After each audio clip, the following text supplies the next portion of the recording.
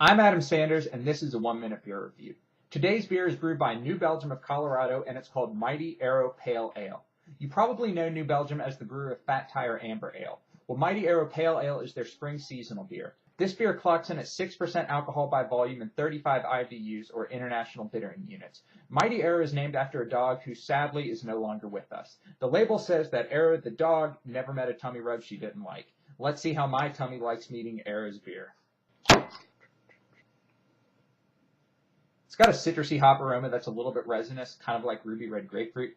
Actually, it reminds me of a sweet tart. Can you say that on a beer review? The hop aroma is pretty big. If I didn't know this was a pale ale, the aroma would probably lead me to think that it was an India pale ale. Once you taste this beer, though, it's obvious that this is a pale ale. There's a faintly sweet biscuity malt flavor right up front. Actually, a good word for it would probably be toasty.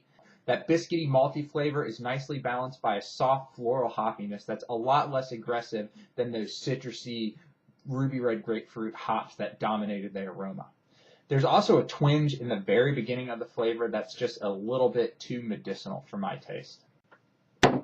Mighty Arrow finishes well. There's some breadiness that kind of reminds me a little bit of a Ritz cracker. I love Ritz crackers. And this is balanced by a little bit of citrusy hoppiness that reminds me of a lemon rind. This beer is dangerously drinkable. Although it's a relatively high 6% alcohol, you really can't taste the alcohol at all, and it goes down easy. So watch yourself.